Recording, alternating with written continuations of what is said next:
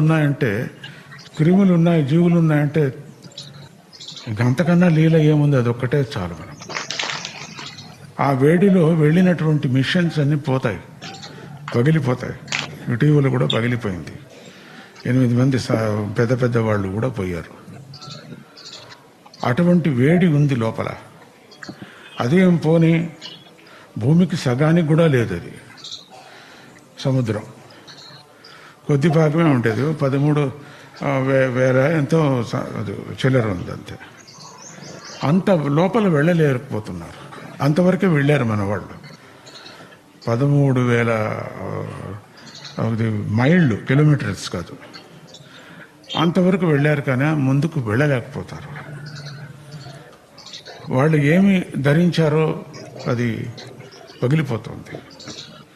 అంటే లోపల లావాగ్ని, దావాగ్ని ఇవన్నీ ఉన్నాయి.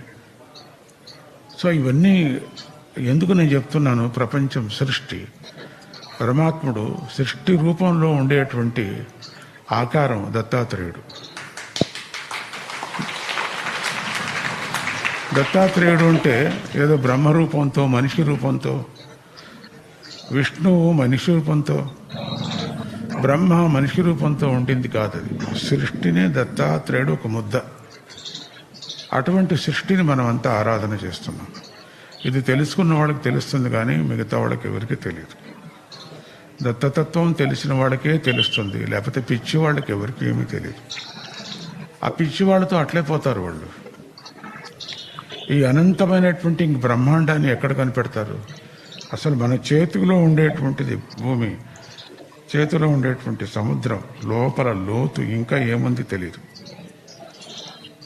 ఇక మన చేతిలో లేనటువంటిది బ్రహ్మాండం. ఎంతవరకని బ్రహ్మాండంలో మనం ప్రయాణించగలం? సైన్సు ప్రయాణిస్తుంది.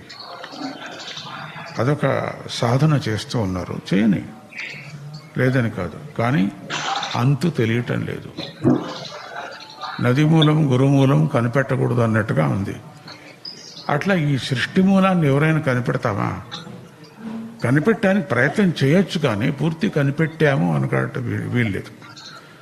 కన్క్లూషన్ ఎవరు రాలేదు. కానీ అట్లా చూసినప్పుడు మనకు భూమిలో అక్కడక్కడ తవ్వేటప్పుడు మనకు పెద్ద పెద్ద భవనాలు, నగరాలు కనపడుతున్నాయి.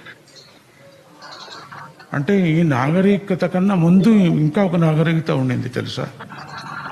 మనకన్నా బుద్ధిజీవులు ఉన్నారు అప్పుడు ఉండ్రి. ప్రళయంలో అంటే డైనోసార్స్ కన్నా